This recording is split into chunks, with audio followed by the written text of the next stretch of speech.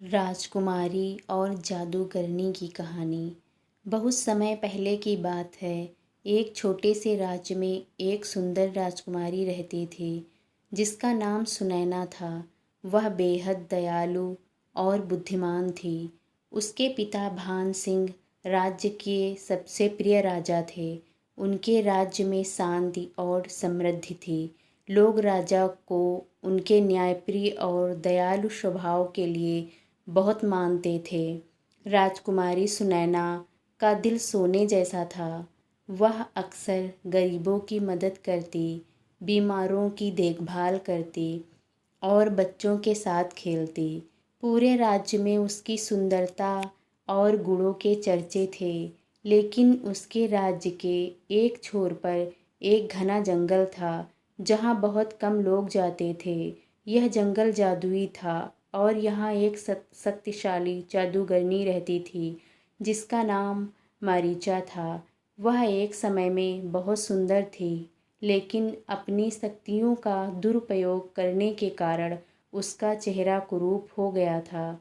वह सुंदरता और अच्छाई से ईर्ष्या करती थी और राजा भान सिंह और उनकी बेटी से खास तौर पर नाराज़ थी। मारीचा जादूगरनी ने कई बार राजा भान सिंह के राज्य पर हमला करने की कोशिश की, लेकिन राजा की सेना और उनकी दयालुता के कारण वह असफल रही। उसने सोचा कि अगर वह सुनैना को हरा सके तो पूरे राज्य को आसानी से अपने वश में कर लेगी।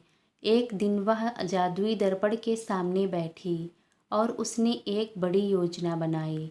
उसने एक जादुई सेब तैयार किया जिससे वह राजकुमारी को अपने कब्जे में ले सके और राज्य की शक्ति को कमज़ोर कर सके। मारीचा ने एक सुंदर सेब तैयार किया जो अंदर से जहरीला था। वह खुद एक बूढ़ी महिला का वेश धारण करके राजमहल में गई।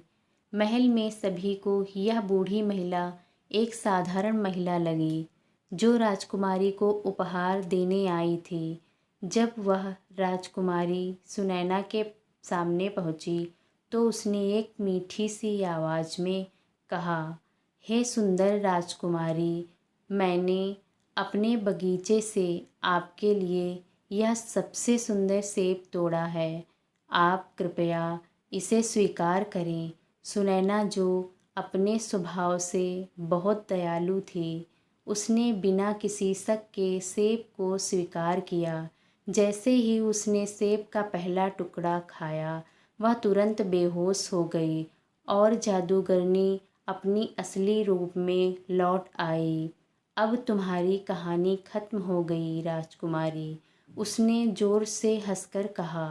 राजकुमारी के बेहोश होने की खबर जल्दी ही पूरे राज्य में फैल गई।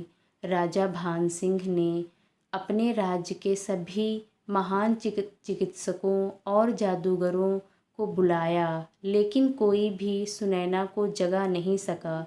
महल में उदासी और निराशा छा गई। राज्य के लोग भी दुखी हो गए क्योंकि वह जानते थे कि अगर राजकुमारी नहीं जागी तो उनका राज्य धीरे धीरे बर्बाद हो जाएगा। राजकुमारी को बचाने के लिए राज्य के विभिन्न हिस्सों से कई योद्धा और राजकुमार आए, लेकिन कोई भी सफल नहीं हुआ। एक दिन बहुत दूर के राज्य से एक वीर राजकुमार जिसका नाम वीर सिंह था, राजमहल में आया। वह न केवल एक महान योद्धा था, बल्कि उसे जादू की भी थोड़ी बहुत जानकारी थी। जब उसने राजकुमारी की हालत देखी तो उसने शपथ ली कि वह उसे बचाने के लिए कुछ भी करेगा। वीर सिंह ने जंगल की ओर यात्रा की जहाँ पर मारीचा रहती थी। उसे पता था कि राजकुमारी को बचाने का उपाय सिर्फ उसी जादूगरनी के पास होगा। जंगल में घुसते ही वीर सिंह को कई चुनौतियों का सामना करना पड़ा। वहाँ जादुई प्राणियों और भयानक जीवों का वास था जो मारीचा के आदेश पर उसकी रक्षा कर रहे थे। लेकिन वीर सिंह ने भी अपनी बुद्धिमानी और साहस से सभी बाधाओं को पार करता गया और जल्दी ही वह मारीचा की गुफा तक पहुंचा। मारीचा उसे देखकर हंसी। क्या तुम भी उस राजकुमारी को बचाने आए हो? तुम भी मेरी शक्ति के सामने विफल हो जाओगे, जैसे बाकी सब हुए थे। लेकिन वीर सिंह को खुद पर विश्वास था। उसने अपनी तलवार निकाली और कहा, तुम्हारे बुरे कर्मों का अंत आज होगा। मारीचा ने अपने जादू से वीर सिंह पर हमला किया, लेकिन वीर सिंह की तलवार जादुई थी, जो उसे उसके गुरु ने दी थी। वह तलवार हर जादू को काट सकती थी। वीर सिंह और मारीचा के बीच भयानक युद्ध हुआ।